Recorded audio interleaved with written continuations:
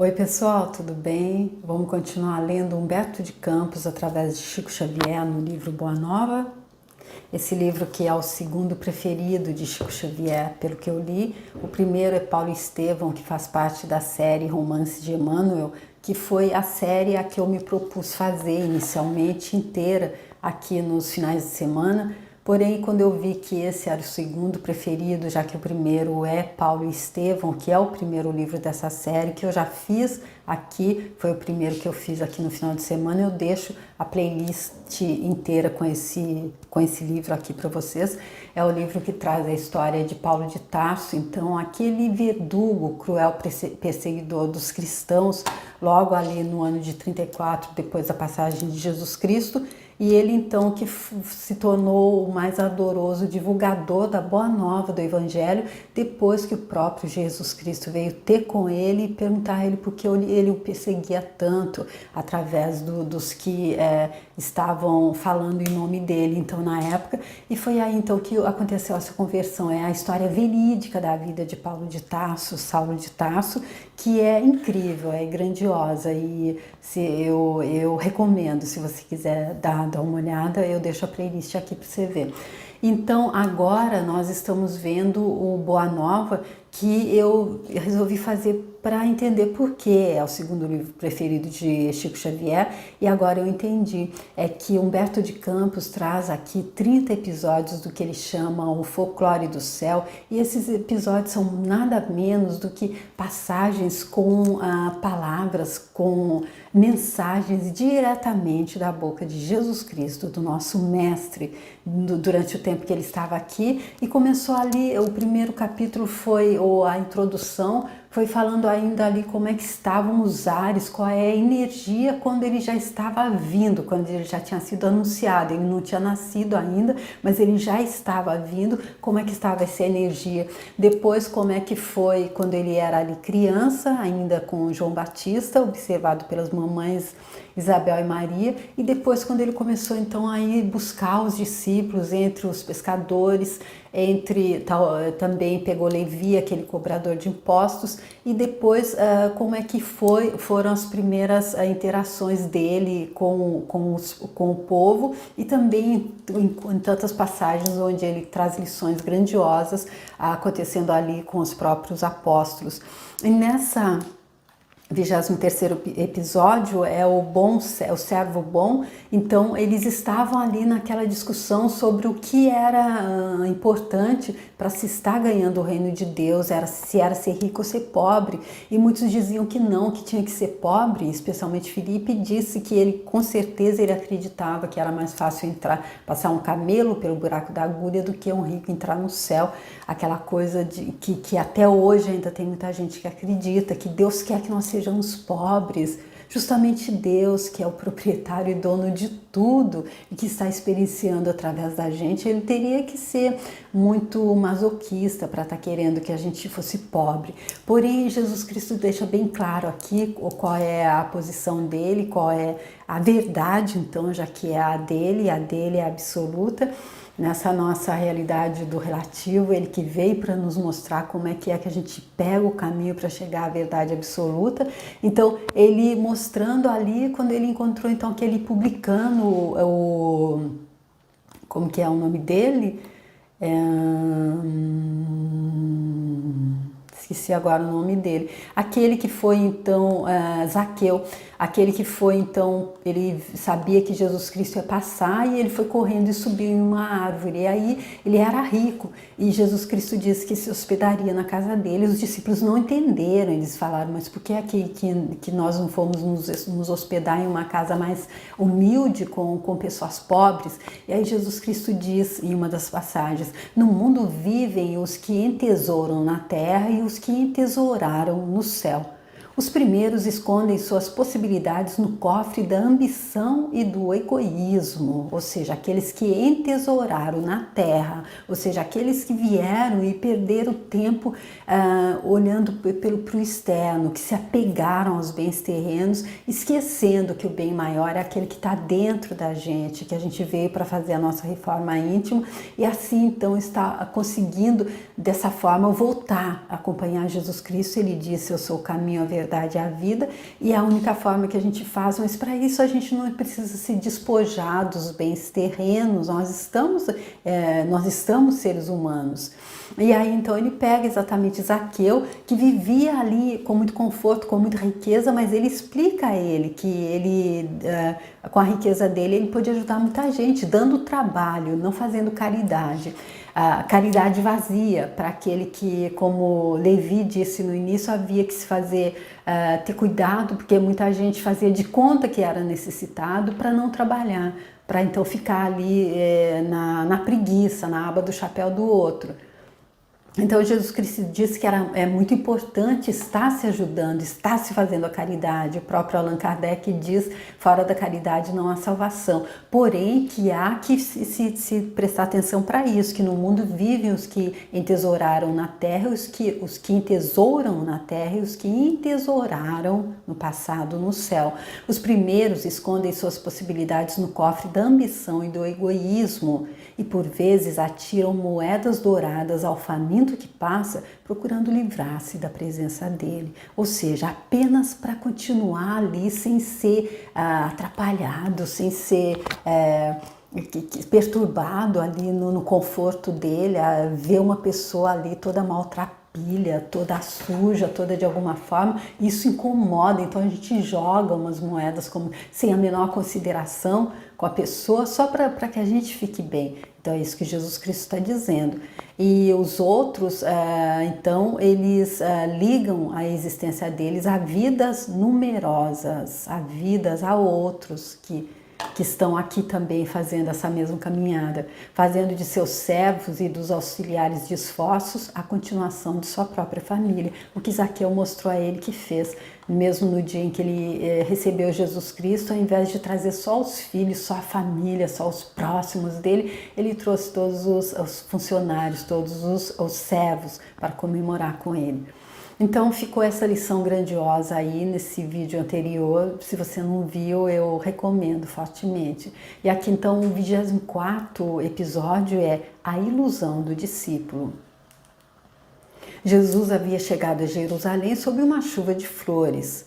De tarde, após a consagração popular, caminhava Tiago e Judas, lado a lado, por uma estrada antiga, marginada de oliveiras que conduzia às casinhas alegres de Betânia. Judas Iscariote deixava transparecer no semblante íntima inquietação, enquanto no olhar sereno do filho de Zebedeu fulgurava a luz suave e branda que consola o coração das almas crentes. Ou seja, o filho de Zebedeu, Tiago, eles estavam juntos, Tiago e Judas. Tiago, exclamou Judas, entre ansioso e atormentado, não achas que o mestre é demasiado simples e bom para quebrar o jugo tirânico que pesa sobre Israel, abolindo a escravidão que oprime o povo eleito de Deus? Ou seja, com essa pergunta aqui, então Judas, eu acredito que em outras palavras, nesse momento, coitado, ele estava entendendo que Jesus Cristo não fosse forte o suficiente. Ele diz demasiado simples, mas então ele acredita que deveria ser alguém com mais talvez potência, acredito, não sei. Mas, replicou o interpelado, poderias admitir no mestre as disposições destruidoras de um guerreiro do mundo? Não tanto assim. Contudo, tenho a impressão de que o Messias não considera as oportunidades. Ainda hoje tive a atenção reclamada por doutores da lei que me fizeram sentir a inutilidade das pregações evangélicas, sempre levadas a efeito entre as pessoas mais ignorantes e desclassificadas. Ora, as reivindicações do nosso povo exigem um condutor enérgico e altivo. Insistindo então Judas aqui de que ele deveria ser, não era Jesus Cristo, haveria que ser alguém com um pulso de mãos de ferro, talvez, como a gente diz, para governar.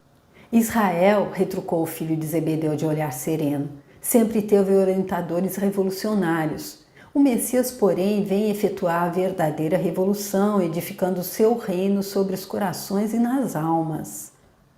Judas sorriu algo irônico e acrescentou: mas poderemos esperar renovações sem conseguirmos o interesse e a atenção dos homens poderosos? E quem haverá mais poderoso que Deus, de quem o Mestre é o enviado divino?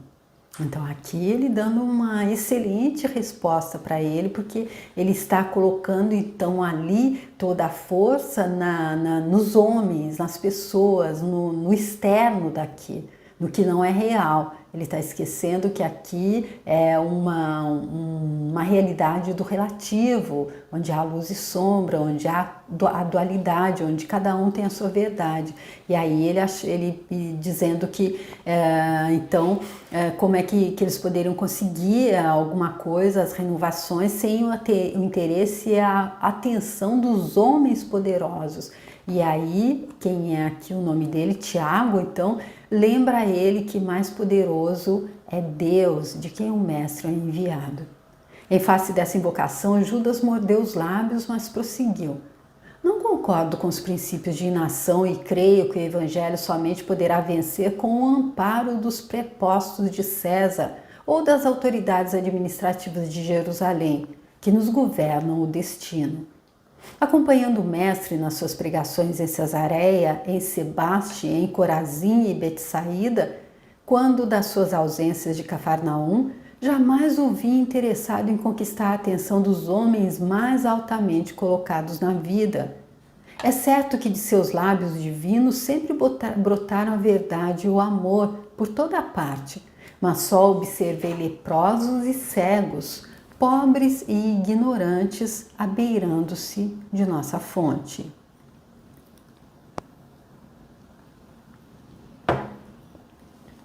Ele insistindo então que eram os poderosos do mundo, dos quais Jesus Cristo deveria estar se acercando, e não desses, como ele chama, leprosos, pobres e ignorantes. Jesus, porém, já nos esclareceu, obtemperou Tiago com brandura, que seu reino não é deste mundo.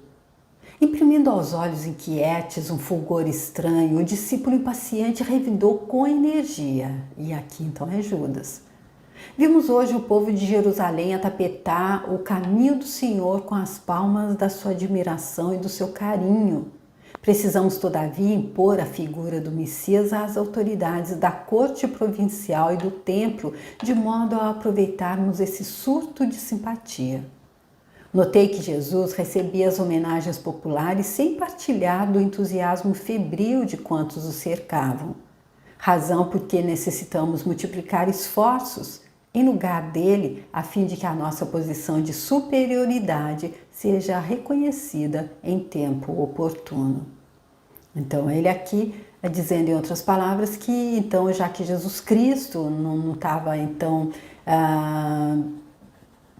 demonstrando tanto entusiasmo como deveria demonstrar com essas homenagens populares, especialmente acredito daqueles que ele acredita as autoridades da corte provincial, aqueles homens poderosos, como ele chama. Então, o que seria, eu acredito que ele está dizendo, então eles é que deveriam então estar se subindo, quem sabe, até passando então, quem sabe, a autoridade de Jesus Cristo, pelo que eu entendi até agora, na cabeça dele então, para que eles pudessem então ter uma posição de superioridade, para que fosse reconhecido em tempo oportuno, já que ele já estava entendido, Jesus Cristo já havia dito que ele passaria em breve, então ele acreditando que eles poderiam então estar tomando essa posição de superioridade para estar então tendo a atenção dos maiorais da terra, acredito que seja isso.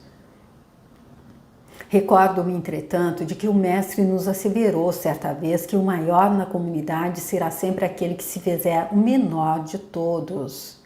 Ou seja, aquela máxima, os últimos serão os primeiros. Não podemos levar em conta esses excessos de teoria. Interpelado que vou ser hoje por amigos influentes na política de Jerusalém, farei o possível por estabelecer acordos com os altos funcionários e homens de importância, a fim de imprimirmos novo movimento às ideias do Messias. Ou seja, acredito que aqui com essa frase Judas está mostrando realmente que ele até pensava em estar tomando a dianteira depois que Jesus Cristo passasse, ou se ele não passasse, já que ele não tinha essa força para estar se aliando àqueles que ele acreditava que eram os que podiam estar mantendo eles no poder. Então ele ia ter com eles para imprimir novo movimento às ideias do Messias.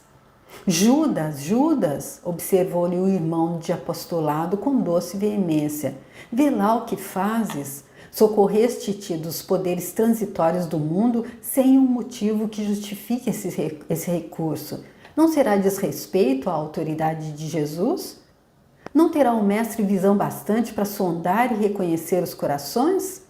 Então, Tiago aqui tentando trazê-lo à razão novamente. Jesus Cristo, ele está com o Todo-Poderoso, então ele pode até sondar aquilo que você está pensando e aquilo que você está sentindo. Abre os olhos, o que você está fazendo? Isso não seria desrespeito à autoridade de Jesus? E continua. O hábito dos sacerdotes e a toga dos dignatários romanos são roupagens para a terra. As ideias do mestre são do céu e seria sacrilégio misturarmos sua pureza com as organizações viciadas do mundo. Além de tudo, não podemos ser mais sábios nem mais amorosos do que Jesus, e ele sabe o melhor caminho e a melhor oportunidade para a conversão dos homens.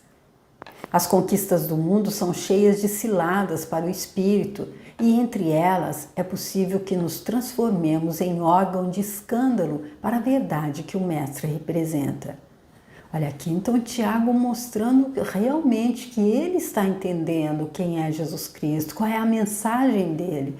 E enquanto Judas mostrando que infelizmente até esse momento ele não tinha entendido realmente quase nada, até porque aconteceu exatamente o que a gente sabe que aconteceu depois. Então aqui Tiago tentando trazê-lo novamente à razão, tentando mostrá-lo, talvez não à razão, ao sentimento mesmo, entender o que é ali no íntimo do coração dele, o que é a verdade que Jesus Cristo veio trazer. Judas silenciou atormentado. No firmamento, os derradeiros raios de sol batiam nas nuvens distantes, enquanto os dois discípulos tomavam rumos diferentes. E aqui esse rumos diferentes, talvez aquele queira dizer, ele está tomando rumos diferentes de estradas, cada um foi para sua casa, porém realmente também o rumo da vida deles realmente foi completamente diferente, porque nós conhecemos a história, o que aconteceu com Judas e o que aconteceu com Tiago. Sem embargo das carinhosas exortações de Tiago, Judas Iscariotes passou a noite tomado de angustiosas inquietações. Não seria melhor apressar o triunfo mundano do cristianismo? Israel não esperava um Messias que fechasse nas mãos todos os poderes? Valendo-se da doutrina do Mestre, poderia tomar para si as rédeas do movimento renovador, enquanto Jesus, na sua bondade e simplicidade, ficaria entre todos como um símbolo vivo da ideia nova. Então, aqui sendo mostrado que realmente, apesar de Tiago ter sido tão claro, tão enfático, ele não tocou o coração de Judas, ele não entendeu.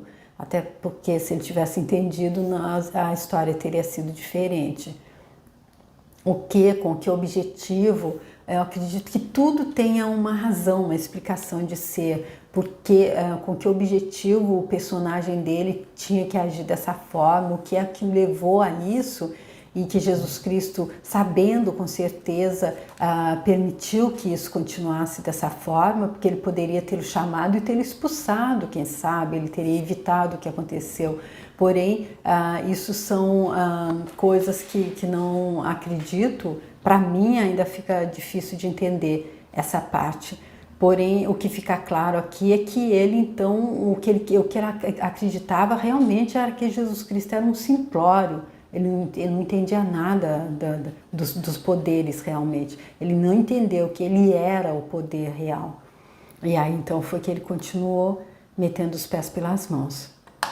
Recordando suas primeiras conversações com as autoridades do Sinédrio, meditava na execução de seus sombrios desígnios. Ou seja, ele queria tomar para ele as rédeas do movimento renovador. Ou seja, ele acreditava que dessa forma ele pudesse vir a ser um grande entre os homens. A madrugada o encontrou decidido, na embriaguez de seus sonhos ilusórios. Entregaria o mestre aos homens do poder em troca de sua nomeação oficial para dirigir a atividade dos companheiros. Teria autoridade e privilégios políticos, satisfaria suas ambições aparentemente justas a fim de organizar a vitória cristã no seio de seu povo.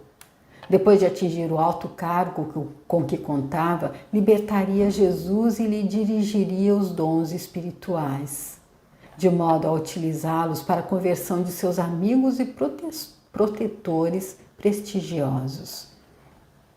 Ou seja, totalmente sem nenhuma compreensão da grandeza de Jesus Cristo, de quem é que Jesus Cristo estava representando, totalmente voltado e totalmente ligado aos bens materiais, ao poder aqui, nessa realidade mundana, nessa realidade passageira, nessa realidade do dual, nessa realidade do relativo, como Humberto de Campos diz aqui, apenas nós estamos em trânsito, apenas trânsito na nossa caminhada rumo a seguir Jesus Cristo para a volta para casa.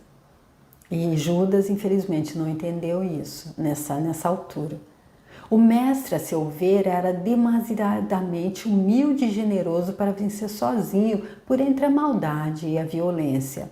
E aquele mostrando um pouco de ingenuidade também, porque havia nele ali, ele acreditava realmente que Jesus Cristo era aquele fracote que ele achava que era.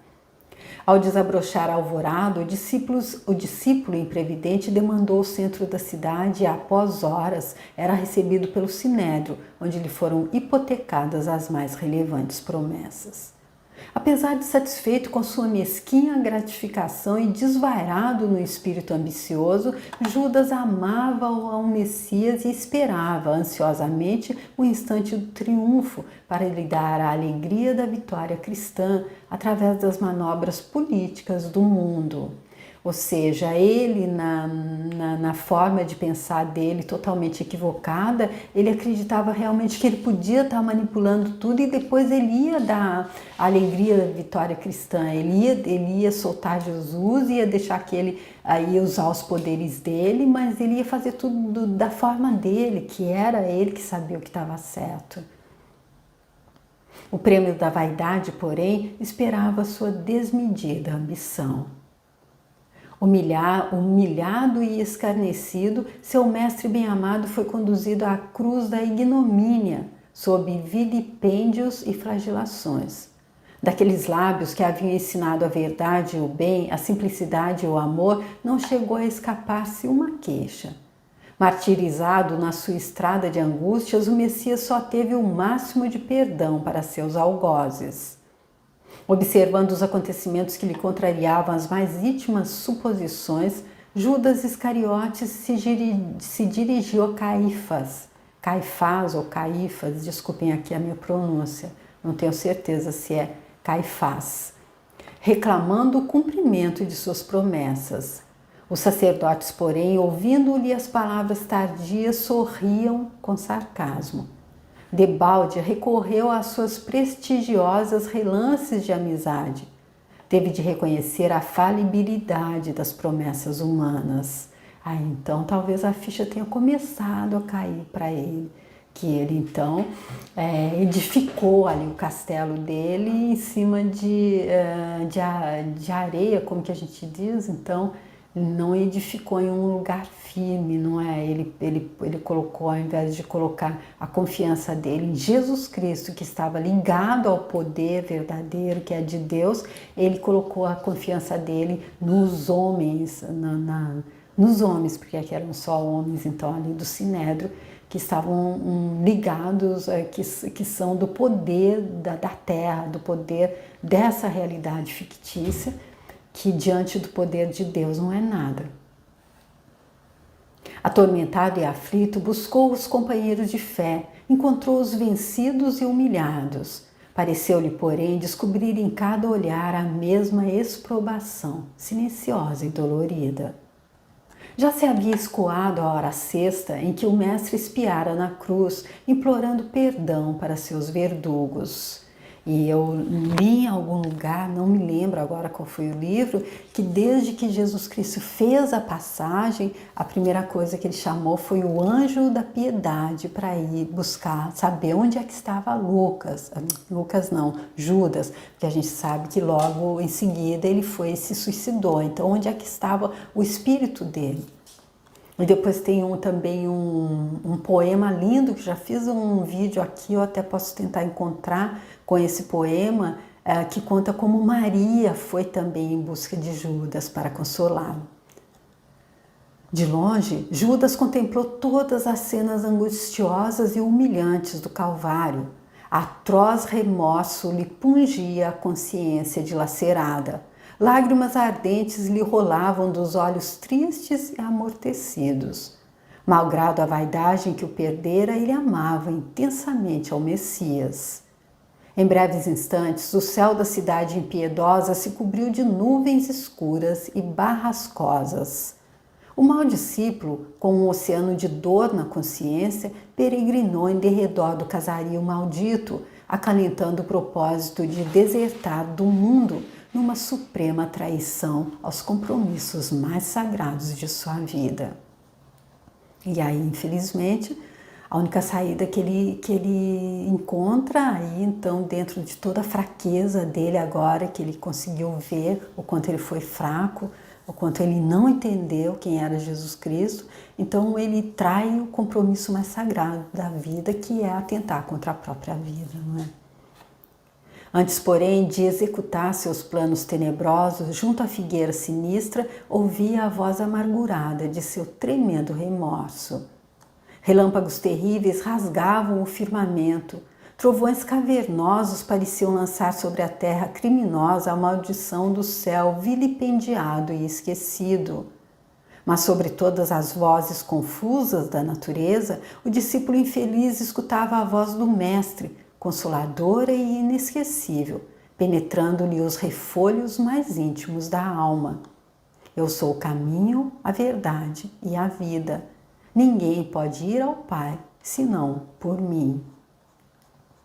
Aqui então, sendo concluído esse 24º episódio, que traz então essa história triste que a gente já conhece, que é então esse equívoco que custou tão caro para Judas, mas que com certeza não o fez perder a mão de amparo de Jesus Cristo. Como eu disse, eu li o primeiro pensamento dele, depois de feita a passagem, foi enviar o anjo da piedade, o anjo da misericórdia, para socorrê-lo, e a própria mãe dele também socorreu a Judas nesse momento em que eu acredito que seja impossível até tentar entender o que ele deve ter passado nesse momento tão tenebroso, como ele descreve aqui um pouco. Relâmpagos terríveis rasgavam o firmamento, trovões cavernosos pareciam lançar sobre a terra criminosa a maldição do céu vilipendiado e esquecido. E imagina se a gente tem no nosso coração a certeza de que fomos nós que demos o passo principal para que isso acontecesse, como era o que estava acontecendo com Judas. Graças a Deus, que Deus é todo amor e toda misericórdia, e com certeza hoje ele já está iluminado, eu tenho certeza absoluta disso. Então, gente, se conclui aqui esse 24º episódio. Eu espero que vocês também tenham gostado dessa parte, que traz essa parte assim tão triste, né, da história, da passagem de Jesus Cristo por aqui. E espero que vocês possam estar comigo para que nós então possamos ver o que é que ele traz sobre a última ceia, que é o 25º episódio que eu vou fazer no próximo vídeo, tá bom? Agradeço muito vocês que têm vindo comigo, vocês que curtem o vídeo, vocês que mandam mensagens, vocês que se inscrevem no canal. Tem outros livros lá que eu fiz também, tem várias playlists, tem outros vídeos também. E vocês que se inscrevem no canal, eu agradeço muito, e eu gostaria muito de poder continuar contando com vocês para que a gente continue a leitura desse livro tão grandioso. Graças que nós podemos ter, graças a Chico Xavier